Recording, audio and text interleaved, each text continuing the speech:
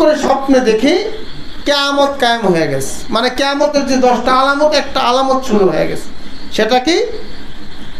আমি তো আগে টেলিভিশন দেখতাম, খবর দেখতাম, রাত্রে ঘুমাইছি, হঠাৎ করে স্বপ্নে দেখি খবরের মধ্যে টেলিভিশনে বলতেছে যে কিয়ামতের আলামত শুরু হয়ে গেছে, আসমান থেকে ধোঁয়া আসতেছে, আমেরিকা, আফ্রিকা, লন্ডন এই সমস্ত রাষ্ট্রগুলিতে ধোঁয়া ছড়াইতেছে, মানুষের নাক দিয়ে মুখে ঢুকে মানুষ, হাজার হাজার মানুষ মারা যেতেছে। তো এগুলো খবরে দেখতে দেখতে দেখতে হঠাৎ করে শুনলাম এই ধোঁয়াটা সৌদি আরব থেকে ভারত আসছে, ভারত থেকে আপনার কি বলে বাংলাদেশের চট্টগ্রাম আসছে, চট্টগ্রামের পরে যখন ঢাকার কথা বলছে, আমি ভয়ে আতঙ্কিত হয়ে লাফ দিয়ে উঠে গেছি, ঘুমের মধ্যে স্বপ্ন দেখে লাফ দিয়ে উঠে গেছি। লাফ দিয়ে ওঠার পরে আমি দেখতেছি আমার হাতে কোনো শক্তি পাই না, হাত আমার অবশ হয়ে গেছে, চোখের দৃষ্টি শক্তি পাই না, চোখ দিয়ে দেখতে পারতেছি না কোনো কিছু, ব্যাপার কি কিছুই বুঝতেছি না, কথা বলবো সেই শক্তিটাও পাচ্ছি না, একেবারে দুর্বল। আমার কাছে মনে হইতেছে এখন মনে হয় আমি মারা যাব, আমার শরীরে কোনো শক্তি নাই, দৃষ্টি শক্তি নাই, শ্রবণ শক্তি নাই, জবানের শক্তি নাই, সব দিকে যখন আমার অবস্থা খারাপ, তখন আমি ধারণা করলাম এখন মনে হয় আমার মৃত্যুর সময় হয়ে গেছে, আমি মারা যাবো, এই জন্য আমার অবস্থা। বসা থেকে যখন শুয়ে পড়ছি, তখন আমার বাবা মা পাশের রুম থেকে এসে কান্নাকাটি, হাউমা করে কান্নাকাটি শুরু করছে, আমার কোনো খবর নেই, আমি মরে যাব যাব এমন অবস্থাতে আমার কানে একটা শব্দ বাড়ি খাচ্ছে, কে যেন আমাকে বলতেছে, গায়েব থেকে একটা আওয়াজ আসতেছে, কে যেন বলতেছে যদি মঙ্গল চাও এখনই কালিমা পড়ে নাও, লা ইলাহা ইল্লাল্লাহ, লা ইলাহা ইল্লাল্লাহ, লা ইলাহা ইল্লাল্লাহ, লা ইলাহা ইল্লাল্লাহ মুহাম্মাদুর রাসূলুল্লাহ সাল্লাল্লাহু। আমার কানে আওয়াজ আসতেছে, কে যেন বলতেছে যদি মঙ্গল চাও কালেমা পড়ে নাও। আমি ভাবতেছি এখন আমি মারা যাব, কে বলতেছে, কোথা থেকে আওয়াজ আসতেছে আমি জানি না। আবার চিন্তা করি আমি তো একটা ধর্মের উপরে আছি, হিন্দু ধর্মের মধ্যে, আর মুসলমান হওয়ার জন্য ইমানের হাকিকত তিনটি। কয়টি? 1 নম্বরে মুখে স্বীকার করতে হবে, 2 নম্বরে দিলে বিশ্বাস করতে হবে, 3 নম্বরে আমলে পরিণত করতে হবে। এগুলো আমার জানা ছিল। আমি চিন্তা করলাম এখন তো আমি মরে যাব, মুসলমান হইতে গেলে তো 3টা শর্ত পালন করতে হবে, মুখে স্বীকার করা, দিলে বিশ্বাস করা, আমলে পরিণত করা। এখন আমি তো মুখেও স্বীকার করতে পারবো না, দিলেও আমলেও পরিণত করতে পারবো না, একটা রাস্তা আমার জন্য খোলা, সেটা কি? দিলে দিলে আল্লাহকে বিশ্বাস করতে পারবো, এটা ছাড়া আর কোনো রাস্তা খোলা নাই। তখন মনে মনে ভাবলাম যে মরে যখন যাব, মরার আগে যে ধর্মে আছে সেই ধর্মের খোদাকে একটু ডাকি। কিছু সময় আমি হরে কৃষ্ণ হরে রাম, হরে কৃষ্ণ হরে রাম মানে জপতেছি আর কি, ওই ধর্মের খোদাকে ডাকতেছি, কিন্তু আমার মধ্যে কোনো পরিবর্তন আসে না, অবস্থাটাই খারাপ হইতেছে, মানে মরার দিকে যাইতেছে। তো এই অবস্থার মধ্যে দুটানায় পড়ে গেলাম, কি করবো, বাঁচবো না মরবো, কৃষ্ণকে ডাকবো না আল্লাহকে ডাকবো। যখন আমি কোনো কুল কিনারা পাইতেছি না, এদিক থেকে গায়েবের আরেকটা আওয়াজ আমাকে বলতেছে যদি মঙ্গল চাও কালেমা পড়ে নাও। কোত্থেকে আওয়াজ আসতেছে কিছুই বুঝতেছি না।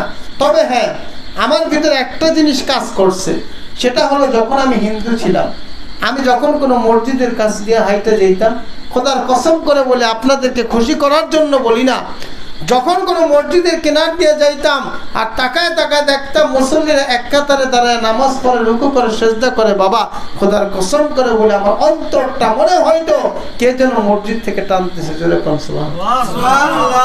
আমি মসজিদে হিন্দু থাকা অবস্থায় যখন মসজিদের কিনার দিয়ে যাইতাম, মুসল্লিরা যখন নামাজ পড়তো, রুকু করতো, সেজদা করতো, আমার কাছে মনে হয়তো কে যেন মসজিদ থেকে আমাকে টানতেছে আর ডাকতেছে। তখন তো বুঝি নাই। ওই দিন রাত্রে স্বপ্নের মধ্যে যখন এই আওয়াজ আমার কানে আসতেছিল, তখন আমি বুঝতেছি এই আকর্ষণ, এই শক্তিকার। জোরে বলেন না কার? আল্লাহ যাকে হেদায়েত দিতে চান তাকে আল্লাহ হেদায়েত দেন, কেউ ফিরাইতে পারে। আর আল্লাহ যাকে গুমরাহ করবে তাকে দুনিয়ার কোনো মানুষ হেদায়েত দিতে পারবে না। কিন্তু জিকির হলো একটা ঔষধ, জিকির হলো একটা ঔষধ। কেমন ঔষধ?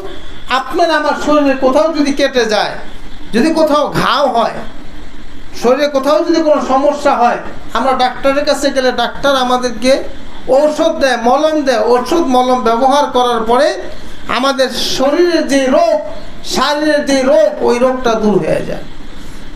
তো আল্লাহ পাক রব্বুল আলামিন প্রতিটা বান্দার ভিতরে কলব নামে একটা বস্তু দিছে, একটা জিনিস দিছে। ওই কলবটা হলো এমন জিনিস, কোনো মানুষ যদি কোনো গুনাহ করে ওই কলমের মধ্যে গিয়ে একটা দাগ পড়ে। আল্লাহ নবী বলেন, বান্দা যখন মালিকের জিকির করে, সুবহানাল্লাহ আলহামদুলিল্লাহ জিকির করে, তখন বান্দার এই অন্তরের মধ্যে, কলমের মধ্যে যে ময়লাটা, যে দাগটা পড়ছিল, তার গুনাহের কারণে তার অন্তরের মধ্যে যে ঘা হয়েছিল, ওই ঘাটা ওই জিকিরের পরিবর্তে আল্লাহ পাক ময়লা দূর করে দেয়, পাক সাফ করে পরিষ্কার করে দেয়। আর ভাইরা, জিকির এমন একটা জিনিস, জিকির যে না করে তাকে এটার ফজিলত যতই বয়ান করে বোঝানো সম্ভব না। এই জন্য আল্লাহর মহব্বত পাওয়ার জন্য সর্বপ্রথম আমাকে আপনাকে জিকির করতে হবে। জিকিরের কোনো বিকল্প নাই। আপনারা শুনেছেন আমি নবমুসলিম। সামান্য একটা ছোট্ট ঘটনা বলি। আমি যখন হিন্দু ছিলাম, মুসলমান হওয়ার আগে, আমি মুসলমান হওয়ার প্রায় 1 বছর আগে, আমার এক বন্ধুর থেকে একটা এরকম ছোট পাতলা একটা বই নিছি। ওই বইয়ের ভিতরে জিকিরের বিভিন্ন ফজিলত লেখা ছিল। একবার যদি কোনো ব্যক্তি সুবহানাল্লাহ বলে, ওই কিতাবের মধ্যে লেখা ছিল ওই ব্যক্তিকে আল্লাহ পাক রব্বুল আলামিন আসমান থেকে জমিন, মাশরিক থেকে মাগরিব, অর্থাৎ তামাম দুনিয়াকে যদি একটা গুণায়ন বানায় দেওয়া হইতো, এই গুণায়নের ভিতরে যে পরিমাণ নেকি ধরতে পারে, কোনো বান্দা যদি একবার সুবহানাল্লাহ বলে, আল্লাহ পাক রব্বুল আলামিন ওই বান্দার আমল নামায় ওই দুনিয়া ভরা নেকি দান করে। অন্য বর্ণনায় আছে, হাদিসের মধ্যে আসছে, কালেমার মূল্য, কালেমার এত দাম, যদি কালেমাকে এক পাল্লায় রাখা হইতো আর 7 তবক জমিন, 7 তবক আসমানকে আরেক পাল্লায় রাখা হইতো, তাহলে কালেমার ওজনটা ভারী হইতো। চলে বললাম, আমি হিন্দু থাকা অবস্থায় যখন দেখলাম যে কিতাবের মধ্যে এই কথা লেখছে, তো আমার ভিতরে একটা জিনিস কাজ করতেছে যে যদিও আমি মুসলমান হইতে পারি নাই, কিন্তু আল্লাহর নবীর কথা হাদিসটার মিথ্যা হইতে পারে না, পারে নাকি? হিন্দু থাকা অবস্থায় আমি মনে মনে মনে মনে সব সময় আল্লাহ পাকের জিকির করতাম। আমার কথা হচ্ছে, আমি হিন্দু মানুষ, জোরে যদি কালেমা পড়ি, আমার হিন্দু পরিবারের আমার বাপ মা ভাই বোন শুনবে, আমাকে হয়তো বা টর্চার করবে, কিন্তু মনে মনে বললে তো আর কেউ শুনবে না। আর জিকির আপনি জোরে করলেও যে সোয়াব, আস্তে করলেও একই সোয়াব, জোরে করলেও সমস্যা নেই, আস্তে করলেও সমস্যা নেই। তো চিন্তা করলাম, যদি একবার সুবহানাল্লাহ বললে আল্লাহ পাক এত নেকি দান করে, তাহলে আমার সমস্যা কোথায়? আমি মুসলমান হই বা না হই, আস্তে আস্তে মনে মনে জিকির করতে থাকি, সোয়াব অর্জন করতে থাকি। হিন্দু অবস্থায় আমি সব সময় হাঁটতে, চলতে, উঠতে, বসতে জিকির করতাম, সুবহানাল্লাহ সুবহানাল্লাহ সুবহানাল্লাহ, আলহামদুলিল্লাহ আলহামদুলিল্লাহ আলহামদুলিল্লাহ, আল্লাহু আকবার আল্লাহু আকবার, লা ইলাহা ইল্লাল্লাহ, এমন জিকির করতাম। তো জিকির করতে করতে আমার ভিতরে আমি আমার কথা বলতেছি, এমন একটা হালত চলে আসছে। অনেক সময় আমি রাত্রে শুয়ে রয়েছি, ঘুমানোর পূর্বে জিকির করতে করতে ঘুমাইছি, হঠাৎ করে রাত্রে যখন ঘুম ভাঙে যেত, আমি দেখতাম আমি ঘুমায় রয়েছি, কিন্তু আমার জবানে, আমার জিহ্বায় জিকির চলতেছে। অর্থাৎ আমার কলব জারি হয়ে গেছে। আমি ঘুমাইলেও আমার কলব ঘুমাইতেছে না, আমার কলব জিকির করতেছে। তো এরকম করতে করতে দেখি আমার একটা সময় হিন্দু থাকা অবস্থায় প্রতিদিন আমি হিন্দি ছবি অথবা বাংলা সিনেমা যেটা বলে আমি দেখতাম। ছবি না দেখলে আমার ঘুমাইতো না। প্রতিদিন রাতে আমার একটা হইলো ছবি, তখন ওই যে ক্যাসেট পাওয়া যেত, ঢুকাইয়া এভাবে দেখতাম আর কি। আমার একটা নেশা ছিল, প্রতিদিন রাতে একটা ছবি দেখতে হবে। কিন্তু যখন এইভাবে জিকির করা শুরু করছি, এখন আমার কাছে ছবি মজা লাগে না, ছবি দেখতে ভালো লাগে না, গান শুনতে ভালো লাগে না, শুধু জিকির করতেই ভালো লাগে। কি আশ্চর্য! তেমন ভাবে জিকির করতে করতে করতে করতে আপনাদের কি সমস্যা হচ্ছে বলবো? যদি কষ্ট না হয় সংক্ষেপে বলি আর কি। আমি হিন্দু থাকা অবস্থায় কোরআন হাদিস রিসার্চ পড়ছি। তো কোরআন হাদিস পড়তে গিয়ে একটা জায়গায় দেখলাম, পৃথিবী ধ্বংস হওয়ার আগে শেষ জামানায় ছোট ছোট 70টা কিয়ামতের আলামত হবে, যেটা নবীজি ভবিষ্যৎবাণী করে গেছেন। এবং পৃথিবী ধ্বংসের আগে বড় বড় 10টা আলামত প্রকাশ হবে। ছোট ছোট 70টা যদি এখন গণনা করতে যাই, হিসাব করে দেখছি, ধারণা মোটামুটি রিসার্চ করে দেখছি 70টার ভিতরে প্রায় মানে 69টা প্রকাশ হয়ে গেছে। দুই একটা হয়তো আমাদের অগোচরে আছে, ছোট আলামত যেগুলো আর কি। তো বড় আলামত 10টা। এর মধ্যে একটা হচ্ছে ইমাম মাহাদির আগমন হবে, দাজ্জালের আবির্ভাব হবে, শুনছেন না আপনারা? দাব্বাতুল আরদের আবির্ভাব হবে, ইয়াজুজ মাজুজের আবির্ভাব হবে। তারপর হচ্ছে কি আসমান থেকে এক ধরনের ধোঁয়া দুনিয়াতে আসবে, যে ধোঁয়ার প্রতিক্রিয়ার কারণে, বিষক্রিয়ার কারণে মানুষের যাদের নাক দিয়ে মুখে ধোঁয়া ঢুকবে তারা ওইভাবে মারা যাবে। দলে দলে দলে দলে মানুষ মারা যাবে। মানুষ মারা যাইতে যাইতে আল্লাহকে আল্লাহ বলে ডাকার মতো মানুষ থাকবে না, এমন একটা অবস্থা হবে। আবার আল্লাহ ধোঁয়াটা উঠিয়ে নিয়ে যাবে। তারপরে একদিন পূর্ব দিকে সূর্য উঠবে, পশ্চিমে ডুববে, পশ্চিমে উঠবে, পূর্ব দিকে ডুববে, সব কিছু উলট পালট হয়ে যাবে। তারপরে কিয়ামত হবে। এই 10টা আলামতের মধ্যে আমি হিন্দু থাকা অবস্থায় এগুলো পড়ছি। 10টা আলামত পড়ার পরে আমি যখন সব সময় জিকির করতাম, জিকির করতে করতে একদিন রাত্রে হঠাৎ একটা কথা আছে। কথা কি? আল্লাহ বলেন, ওয়াল্লাযীনা জাহাদু ফীনা লানাহদিয়ান্নাহুম সুবুলানা। আল্লাহ বলে, হে বান্দা বান্দি জানিয়া রাখিও, তুমি যখন আমি মাওলাকে পাওয়ার জন্য চেষ্টা শুরু করিয়া দিবা, রাস্তা খোঁজাখুঁজি শুরু করিয়া দিবা। আল্লাহ বলে, বান্দা যখন আমি মাওলাকে পাওয়ার জন্য দৌড় দিবা, ওয়াল্লাযীনা জাহাদু ফীনা লানাহদিয়ান্নাহুম সুবুলানা। আল্লাহ বলে, বান্দা যখন আমি মাওলাকে পাওয়ার জন্য ওই তবলিগে দৌড়ায়, এক মসজিদ থেকে আরেক মসজিদে মুসাফিরের বেশে গাড়ি নিয়ে দৌড়ায়, আর বলে আমার মাওলা কয়। বান্দা যখন মাওলাকে পাওয়ার জন্য মক্কা মদিনা দৌড়ায়, আর বলে আমার মাওলা কই। বান্দা যখন শীতের রাতে ঠান্ডা পানি দিয়া ওযু করিয়া আরামের লেপ কম্বলকে ফলাইয়া দিয়া ঠান্ডা পানি দিয়া ওযু করিয়া নামাজে দাঁড়াইয়া যায়, সেজদায় পড়িয়া যায়, আর বলে আমার মাওলা কই। বান্দা যখন মাওলাকে পাওয়ার জন্য টঙ্গে ইস্তেমায় যায়, চরমনায় ময়দানে গিয়া কাদা মাটির মধ্যে গড়াগড়ি খায়া বলে আমার মাওলা কয়, তখন আল্লাহ বলেন, ওয়াল্লাযীনা জাহাদু ফীনা লানাহদিয়ান্নাহুম সুবুলানা। আল্লাহ বলেন, তখন আমি ওই বান্দার জন্য আমি মাওলা পর্যন্ত আসার যতগুলো রাস্তা আছে সমস্ত রাস্তা খুলে দেবা। সকলে জোরে জোরে বলি সুবহানাল্লাহ। ও আমার যুবক ভাইরা, মুরব্বী বাবারা, মিষ্টি যেমন দেখলে কখনো তার স্বাদ বোঝা যায় না। আমি আপনাকে যতই বয়ান করি না কেন, মিষ্টি দেখতে গোলাকার, রংটা সাদা, কালো কত রঙের মিষ্টি দেখা যায়। এর স্বাদ, প্রকৃত স্বাদ কোনোদিন বয়ান করে বোঝানো যাবে না। কিন্তু মিষ্টি যখন আপনার মুখে উঠে দেওয়া হবে তখন আপনাকে বয়ান করা লাগবে না, আপনি নিজেই মিষ্টির প্রকৃত স্বাদ বুঝিয়া যাবেন। ঠিক মাওলার জিকিরের মধ্যে যে কি মজা, এটা বান্দা কোনোদিন বয়ান করে বোঝানো যাবে না। যখন আপনি হাঁটতে চলতে উঠতে বসতে মালিকের জিকির শুরু করিয়া দিবেন, তখন আপনাকে বলা লাগবে না জিকিরের মধ্যে কি মজা, তখন আপনি নিজেই বুঝতে পারবেন। মসজিদে আজান হয়ে গেলে অন্তরের মধ্যে জ্বালা পোড়া শুরু হয়ে যায়, কখন মসজিদে যাব, কখন আমি আমার মাওলাকে সেজদা দেব। আমার ভাইরা, এই জ্বালা, এই পোড়া মাওলার আশেক ছাড়া, মাওলার পাগল ছাড়া, জাকেরিন ছাড়া আর কাউকে বোঝানো যাবে না।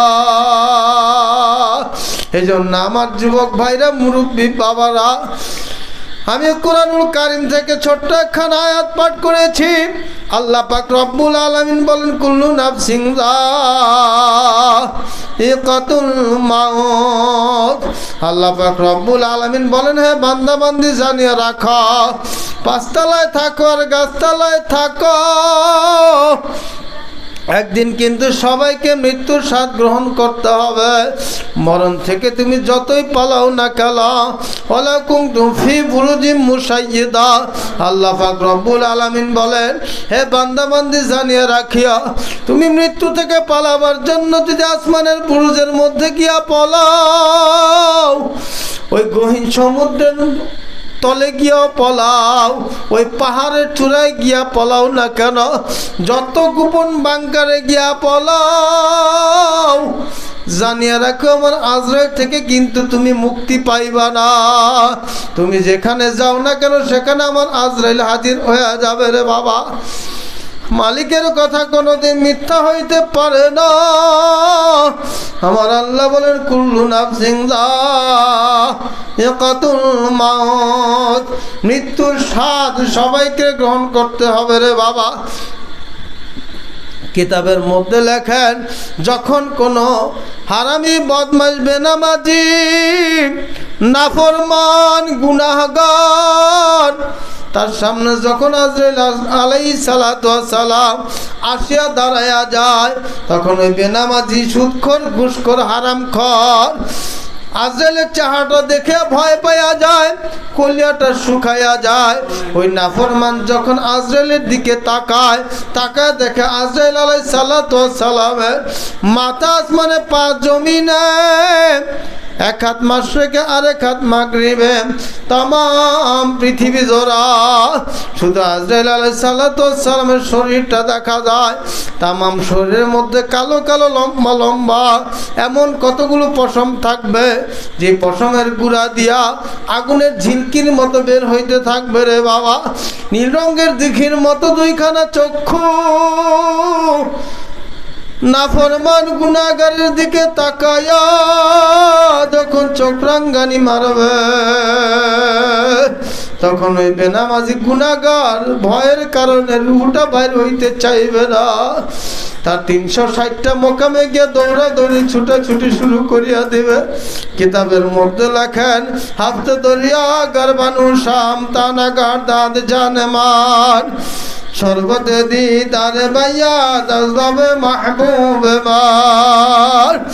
আজরাইল আলাইহিস সালাতু ওয়াস সালামের ভয়ঙ্কর চেহারা দেখার পর গুনাহগার রুহটা এত পরিমাণ শুকায়া যাবে, ওই গুনাহগার ব্যক্তি এত পরিমাণ ভয় পাইয়া যাবে, তার রুহটা বাইর হইতে চাইবে না। 360টা মোকামে জোড়ায় জোড়ায় গিয়া পালানোর চেষ্টা করবে, কলিজা এত পরিমাণ শুকায়া যাবে রে বাবা। কিতাবের মধ্যে লেখে, ওই সময় যদি 7টা সমুদ্রের পানিও তার মুখে ঢালিয়া দেওয়া হয়, তবুও তার পানির পিপাসা মিটবে না।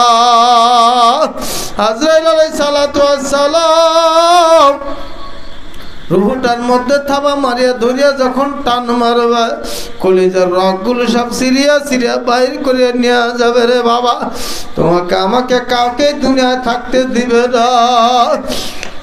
ওইদিকে মসজিদের মাইকে এলান হয়ে যাবে, রাজাউল করিম আর নাই, আব্দুল করিম আর নাই। একদিন যেই মাইকের আজান শুনে তুমি আর আমি মসজিদে যাইতাম, আজকে ওই মাইকের থেকে তোমার আমার মৃত্যুর খবর শুনিয়া এলাকার মানুষ, বন্ধু বান্ধব তোমার আমার জানাজা পড়ার জন্য হাজির হয়ে যাবে রে বাবা। সবাই ব্যস্ত হয়ে যাবে কখন তোমাকে আমাকে বিদায় করা যায়। কেউ বলবে যাও তাড়াতাড়ি গোরস্থানে যাও, মাটি খনন করা। কেউ বলবে বাঁশঝাড়ে গিয়া বাঁশ কাটা শুরু করিয়া দাও। কেউ বলবে পানি গরম করো, বড়ই পাতা আনো। এদিকে তোমার আমার আত্মীয় স্বজন আসিয়া, তোমার আমার বন্ধু বান্ধব আসিয়া তোমাকে আমাকে চিরদিনের মতো গোসল করাইয়া, শরীরে কত রঙের, কত ঢঙ্গের, কত কালার, কত ডিজাইনের জামা কাপড় পরলাম, কত দামি দামি জামা কাপড় পরলাম। এখন আমার এই যে গায়ের জামাটা সবাই টানিয়া ছিড়িয়া খুলিয়া ফলাইল। সবাই মিলে আমার জামা কাপড় খুলিয়া বড়ই পাতার গরম পানি দিয়া তোমাকে আমাকে গোসল করে চিরদিনের মতো আতর লাগাইয়া গোলাপ জল দিয়া এখন তোমাকে আমাকে সবাই কবরে নিয়ে রওনা করছে রে বাবা। ইমাম সাহেবকে ডাক দিয়ে 4 তাকবীর জানাজা পড়াইয়া এখন দেখি ওই গোরস্থানের দিকে নিয়ে রওনা করছে। যে গোরস্থানে আমি আমার বাবাকে, আমার মাকে, আমার দাদাকে, আমার দাদিকে তুমি আর আমি রাখি আসছিলাম, এখন তাকায় দেখি আমাকে ওই দিকে নিয়ে যায়। গোরস্থানে নিয়ে খাটটাকে এক পাশে রেখে 2 জন মাটিতে নামিয়া কবরের মধ্যে নামিয়া বিসমিল্লাহি ওয়া আলা মিল্লাতি রাসূলিল্লাহ বলিয়া তোমাকে আমাকে কবরের মধ্যে শুয়ায় দিবে রে বাবা। কবরের মধ্যে শুয়ায়া দিয়া 1 মুষ্টি 2 মুষ্টি করে মাটি দিয়া মাটি দিতে দিতে দিতে দিতে মাটি চাপা দিয়া কবরকে বন্ধ করিয়া দিবে। এখন চক্ষু মেলিয়া দেখবা আমার ভাইও নাই, বন্ধুও নাই, ছেলেও নাই, মেয়েও নাই, সাথীও নাই, বাতিও নাই। কবর এমন এক ঘর, এমন এক জায়গা যেখানে টাকা পয়সার ক্ষমতা বাহাদুরি কোনো কিছুই যাবে না। তোমাকে আমাকে যখন অন্ধকার কবরে শোয়া দিবে টাকায় দেখে এখন আমার ডাইনে মাটি, বামে মাটি, নিচে মাটির বিছানা, উপরেও চাপা মাটি, ভাগিয়া যাইতে পারব না। আমার যুবক ভাইরা, মুরব্বী বাবারা, আমাদের মধ্যে এমন কোনো মানুষ নাই যে জীবনে গুনাহ করি নাই। আমরা এখানে যারা আছি সবাই কিন্তু গুনাহগার। গুনাহ নিয়ে যদি মাওলার কবরে যাই, এই কবর কোনো সাধারণ কবর থাকবে না রে বাবা। এই কবরের মধ্যে একটা না, 2টা না, আল্লাহ নবী বলেন আল কবর রাউদাতুম মিন রিয়াদিল জান্নাহ আও হুফরাতুম মিন হুফারিন নার। কবরের মধ্যে 99টা সাপ আসে জমা হয়ে যাবে। কবরের মধ্যে জাহান্নামের আগুন আসে কবরটা ভরিয়ে যাবে রে বাবা।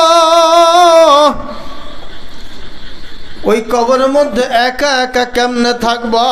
ওই সাপের কামড় তো কেউ সহ্য করতে পারবো না। দুনিয়ার একটা সাপে যদি ঘুমন্ত অবস্থায় কোনো মানুষকে পেঁচায় ধরে, ওই মানুষটা ভয়ের কারণে কোন দিকে দৌড় দেবে তার হুঁশ থাকে না। আর এই দুনিয়ার সাপ তো সাধারণ সাপ।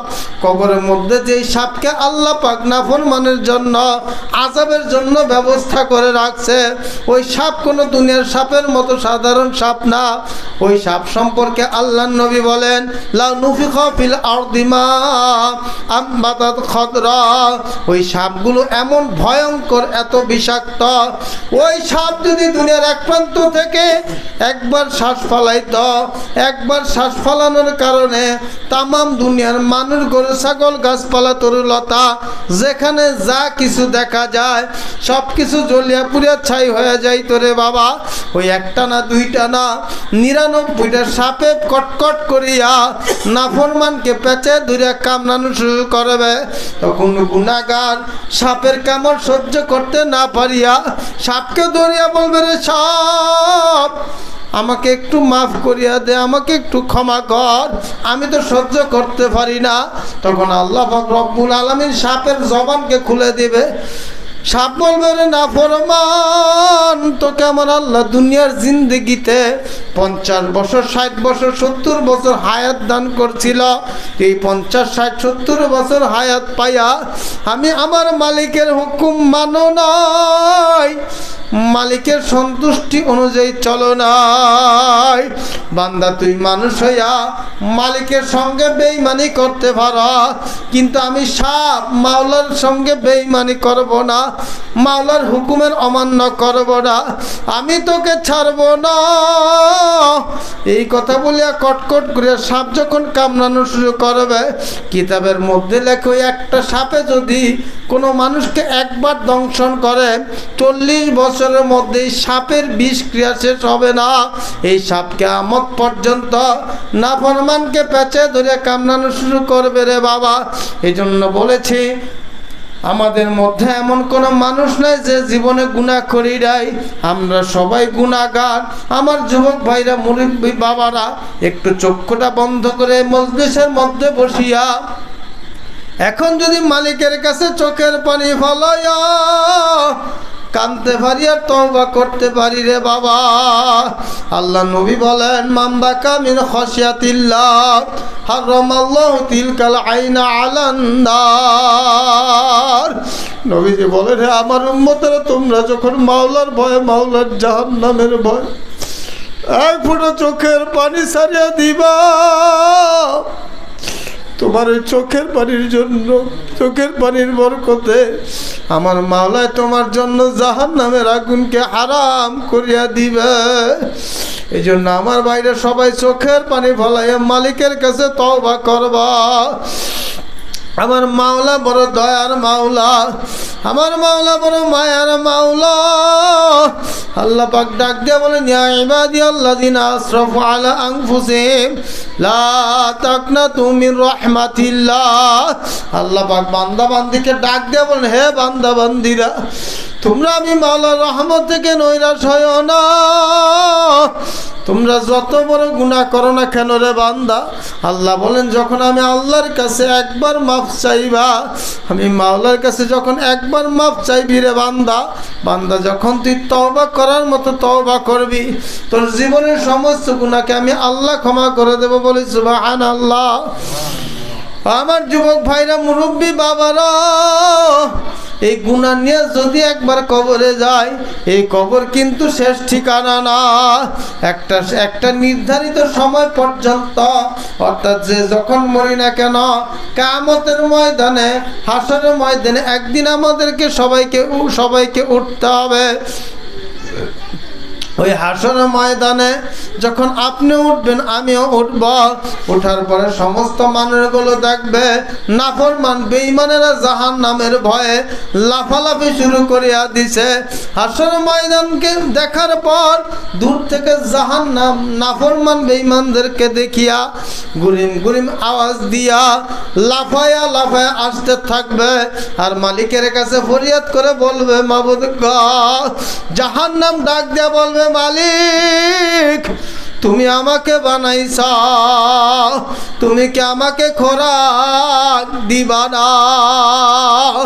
গুরিম গুরিম আওয়াজ দিয়া জাহান্নাম যখন মাওলার কাছে ফরিয়াদ করতে থাকবে, আল্লাহ পাক বলবেন, ওরে জাহান্নাম সবুর কর, আমি তোর পেটকে পুরা করে দেবা। এ কথা শুনিয়া জাহান্নাম লাফায়া লাফায়া হাউমা করে গুরিম গুরিম আওয়াজ দিয়া যখন হাসরের ময়দানের দিকে আসতে থাকবে, দূর থেকে জাহান্নামীরা, নাফরমান বেঈমান বেনামাজিরা, সুদখোর ঘুষখোর জেনাকাররা যখন দেখবে জাহান্নাম লাফায় লাফায় আসতেছে, তখন তারা হাউমা করে কান্না শুরু করবে।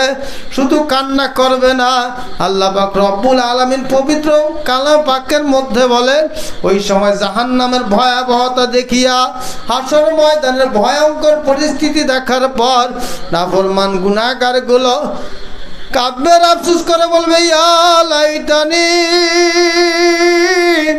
কুনতু তুরাবা, ইয়া লাইতানি কুনতু তুরাবা। ওই অবস্থা, ওই সময় নাফরমান গুনাহগার গুলো জাহান্নামের ভয়ঙ্কর অবস্থা দেখিয়া আফসোস করতে করতে, কানতে কানতে নিজের হাতকে ফাঁসা ফাঁসা বানায়া ফেলাইবে, আঙ্গুলকে কামড়াইতে কামড়াইতে ফাঁসা ফাঁসা বানায়া ফেলাইবে। কানবার বলবে, মাবুদ গো, হায় আফসোস, হায় আফসোস, কেন দুনিয়ায় থাকতে কানলাম না, কেন দুনিয়ায় থাকা অবস্থায় গুনার কাছ থেকে ফিরে আসলাম না, কেন দুনিয়ায় থাকা অবস্থায় আমি আমার অপরাধের জন্য, আমার গুনার জন্য ক্ষমা চাইলাম না। যদি দুনিয়ায় থাকা অবস্থায় মালিকের কাছে তওবা করতাম, ক্ষমা চাইতাম, মাওলা ক্ষমা করে দিলে আজকে ভয়ঙ্কর পরিস্থিতি দেখা লাগতো না। এরকম ভাবে আফসোস করবে আর বলবে, মাবুদ গো, যখন চোখের সামনে দেখবে গরুগুলো, বকরি ভেড়াগুলো মাটির সঙ্গে মিশিয়া যায়, তখন মানুষ আফসোস করে কানবে আর বলবে, ইয়া লাইতানি কুনতু তুরাবা, মাবুদ গো, যদি আজকে মানুষ না হইয়া একটা গরু হইতাম, বকরি ভেড়া হইতাম, তবুও তো ভালো ছিল, মাটির সঙ্গে মিশে যাইতে পারতাম, হে আযাব ভোগ করা লাগতো না। আমার ভাইরা যতই আফসোস করুক না কেন কোনো লাভ হবে না, কান্না করা ছাড়া কোনো উপায় থাকবে না। আর এখন যদি একটু চোখের পানি ফেলাইয়া মালিকের কাছে কাঁদতে পারি আর তওবা করতে পারি, যার চোখের পানি পড়বে মনে করবেন কপালটা বড় ভালো, আজকের এই মাহফিল ইসলামী মজলিসকে আমার আল্লাহ কবুল করিয়া নিছেন রে বাবা। কেননা মাওলার কাছে দুইটা ফোঁটা বড় দামি, দুইটা পানি বড় দামি। একটা হইল শহীদ যখন জিহাদের ময়দানে কাফের মুশরিকদের আঘাতের কারণে তার গায়ে থেকে যে রক্তের ফোঁটা পড়ে, আল্লাহর কাছে এই রক্তের ফোঁটাটা বড় পছন্দনীয়। আর একটা ফোঁটা, আর একটা পানি মালিকের কাছে বড় পছন্দ, সেটা হলো বান্দা যখন গুনাহ করার পর মাওলার কাছে কেঁদে কেঁদে তওবা করে চোখের পানি ফলাইয়া কান্দার বলে, মালিক আমি তো বুঝি নাই গুনাহ করিয়া ফলাইছি রে মালিক, আমাকে তুমি মাফ করে দাও। বান্দা যখন মাওলার কাছে তওবা করে চোখের পানি ফলায় কান্দে, মালিকের কাছে চোখের পানিটার বড় দাম। এই পানিটার যে কত দাম রে বাবা। হাসরের ময়দানে ভয়ঙ্কর পরিস্থিতি দেখার পর সমস্ত নবীরা পর্যন্ত যখন সেজদায় পড়িয়া হাউমা করে কান্না শুরু করিয়া দিবে, আদম আলাইহিস সালাতু ওয়াস সালাম নিজের উম্মতের কথা ভুলিয়া যাবে, মুসা আলাইহিস সালাম নিজের উম্মতের কথা ভুলিয়া যাবে, ঈসা আলাইহিস সালাতু ওয়াস সালাম উম্মতের কথা ভুলিয়া যাবে, ইব্রাহিম আলাইহিস সালাতু ওয়াস সালাম উম্মতের কথা ভুলিয়া যাবে। সবাই তখন পেরেশান হয়ে যাবে, জাহান্নামের ভয়াবহতা দেখিয়া ইয়া নাফসি শুরু করিয়া দিবে। তখন তোমার আমার নবী জনাব মুহাম্মদ রাসূলুল্লাহ সাল্লাল্লাহু আলাইহি ওয়াসাল্লাম যখন দেখবেন জাহান্নাম গুরিম গুরিম আওয়াজ দিয়া হাসর ময়দানের দিকে লাফায় লাফায় আসতেছে, তখন সেজদায় পড়ে নবী কাঁদবে আর বলবে, মাবুদ গো রব্বি হাবলি ইয়া উম্মতি, রব্বি হাবলি ইয়া উম্মতি। নবীজি সেজদা পড়ে কাঁদবে আর বলবে, মাবুদ গো জাহান্নামকে তাড়াতাড়ি ফেরাও, আজকে যেইভাবে জাহান্নাম লাফা লাফায় আসতেছে রে মালিক, আমার একটা উম্মতকে যদি আজকে জাহান্নাম গ্রাস করিয়া ফেলে আমি নবী তো সহ্য করতে পারবো না। নবীজি যখন সেজদা করে কান্না শুরু করিয়া দেবে, আমার মাওলা সহ্য করতে পারবে না। নবীজির হাতে পেয়ালা, একটা পেয়ালার মধ্যে পানি দেয়া, বলবে নবী গো এই পানিটা জাহান্নামের গায়ে ছিটায়া দেন। নবীজি পানিটা নিয়ে যখন জাহান্নামের গায়ে ছিটা দিবে, অমনি উত্তপ্ত জাহান্নাম ঠান্ডা হয়ে যাবে। নবীজি জিজ্ঞাসা করবে, মাবুদ গো এটা কোন কুদরতি পানি, কোন বেহেশতের পানি? বিরাট বিরাট ফেরেশতারা মোটা মোটা শিকল দিয়া যে ফেরেশতাকে, যে জাহান্নামকে টানিয়া রাখতে পারে না, আর সামান্য একটু পানি ছিটা দেওয়ার পর এই জাহান্নাম কেমনে ঠান্ডা হইল? এটা কোন কুদরতি পানি, কোন বেহেশতের পানি? এটা কি আবে হায়াতের পানি, নাকি আবে জমজমের পানি, নাকি হাউজে কাউসারের পানি? তখন আল্লাহ পাক বলবেন, নবী গো এটা কোনো কুদরতি পানি না, কোনো বেহেশতের পানি না, এটা আবে হায়াতের পানিও না, হাউজে কাউসারের পানিও না। ও নবী গো আমার বান্দাগুলো যখন আমি মাওলার ভয়ে, আমার জাহান্নামের ভয়ের কারণে, আমার জাহান্নামের বয়ান শোনার পরে নিজের গুনার কথা স্মরণ করিয়া নিজে নিজে অনুতপ্ত হইয়া যখন চোখের পানিটা ছাড়িয়া দিছিল, কেঁদে স্যার বলেছে, রব্বানা যালামনা আনফুসানা ওয়া ইল্লাম তাগফির লানা ওয়া তারহামনা লানাকুনান্না মিনাল খাসিরিন। আল্লাহ বলবে, নবী গো আমার বান্দা, আমার আদরের, আমার মহব্বতের বান্দাগুলো যখন চোখের পানি ভালো কান্দা, তখন আমি মাওলায় সহ্য করতে পারি না। বান্দার এক একটা চোখের পানি, এক একটা ফোঁটাকে আমি বড় যত্ন করিয়া রাখিয়া দিছিলাম, কারণ আমি মাওলা জানি আমি আল্লাহ ছাড়া ওদের আর কেউ নাই, কেউ নাই। আমি মাওলা যদি ওদেরকে ক্ষমা না করি, ওদের তো জাহান্নাম ছাড়া উপায় নাই। আর আমারও তো বান্দা ছাড়া কেউ নাই। আল্লাহ বলবেন, নবীকে বান্দাকে আমি নিজের হাত দিয়ে তার চেহারার আকৃতি বানাইছি, বড় মায়া মহাব্বত করিয়া বানাইছি। আমার বান্দাগুলো জাহান্নামের আগুনে জ্বলবে, আমি তো সহ্য করতে পারবো না। এজন্য বান্দার চোখের পানিটা বড় যত্ন করিয়া রাখিয়া দিছিলাম। আজকে এই চোখের পানি যেইভাবে জাহান্নামকে ঠান্ডা করতে পারে, এর বিকল্প কোনো পানি আমি মাওলা বানাই নাই। এই জন্য আমার যুবক ভাইরা, মুরব্বী বাবারা, আমরা সবাই এখন দোয়া করবো, মাওলার কাছে তওবা করব নিজের গুনার জন্য, আল্লাহর কাছে ক্ষমা চাবো। আল্লাহ তাআলা যেন আমাদের আজকের এই মুনাজাতের উসিলায় ক্ষমা করে দেন, জীবনের গুনাহকে মাফ করে দেন। বিশেষ করে যে মাদ্রাসার উদ্যোগে আজকের এই মাহফিলের আয়োজন হইল, আল্লাহ তাআলা যেন এই মাদ্রাসার সমস্ত জরুরতকে আল্লাহ তাআলার গায়েব থেকে পূরণ করে দেন। মাদ্রাসা নিজস্ব জায়গায় প্রতিষ্ঠিত হয়েছেন, যারা এখানে আছেন, যারা মাইকের আওয়াজ শুনতেছেন, সকলের কাছে আমার পক্ষ থেকে অনুরোধ থাকবে, আপনারা মাদ্রাসার ডানে বামে সামনে পিছনে থেকে সার্বিকভাবে মাদ্রাসার পক্ষে থাকবেন। আল্লাহ পাক হইতে পারে এই মাদ্রাসাকে ভালোবাসার উসিলায়, মহাব্বত করার উসিলায় আল্লাহ পাক আপনাকে আমাকে পরকালে ক্ষমা করে দিতে পারে। আল্লাহ নবী বলেন, কোন আলিমান আও মুতাআল্লিমান আও মুস্তামিয়ান আও মুহিব্বান ওয়ালা তাকুন খামিসান ফাতাহলিক। আল্লাহ নবী বলেন, তুমি এক নম্বর আলেম হও, যদি আলেম হইতে না পারো তলেবে ইলম হও, যদি তাও হইতে না পারো একজন আলেম যা বলে তাহা শুনে আমল করো। নবী বলেন, যদি তুমি সেইটাও না পারো, তুমি যদি জনম দুঃখী কয়েদি হও অথবা গৃহিণী হও, আলেমের কাছে যাইতে পারো না, আলেমের কথা শোনার মতো তোমার সুযোগ নাই, তাহলে তুমি কি করবা? দূর থেকে হইলেও একজন আলেমের প্রতি মহব্বত রাখো। নবী বলেন, এই চারটা কাজ তুমি করো, খবরদার ওয়ালা তাকুন খামিসান ফাতাহলিক।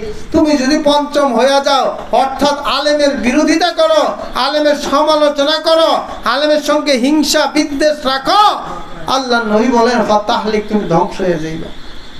এজন্য যারা উপস্থিত আছেন বা যারা মাইকের আওয়াজ শুনতেছেন, আপনাদেরকে বলবো, আলেম হইতে না পারলে ছাত্র হইবেন, না পারলে আপনার সন্তানকে তলেবে ইলম বানাইবেন, আলেমের ছাত্র বানাইবেন। একজন ছাত্র যখন একটা রাস্তা দিয়ে হাইটা যায়, ওই তলেবে আলেমের পায়ের নিচে আল্লাহর ফেরেশতারা পকড়ে বিছায় দেয়, যেরকম সুবহানাল্লাহ। এজন্য আমার যুবক ভাইরা, মুরব্বী বাবারা, একজন আলেমের উসিলায়, একজন হাফেজের উসিলায়, তাদের শাফায়াতের কারণে, সুপারিশের কারণে তাদের বাবা মা সহ অনেক মানুষকে আল্লাহ ক্ষমা করে দিবেন। জানি না কার উসিলায় আল্লাহ কাকে ক্ষমা করবেন। আমি আপনাদের কাছে দোয়া চাই, আমিও আপনাদের জন্য দোয়া করি। বিশেষ করে এই মাদ্রাসার পক্ষে সবসময় আপনারা থাকবেন, মাদ্রাসার সার্বিক সহযোগিতা আপনারা করবেন, সেই আশা রেখে আমি আমার আলোচনা এখানে শেষ করছি। আমা তৌফিক ইল্লা বিল্লাহ। আসসালামু আলাইকুম ওয়া রাহমাতুল্লাহ।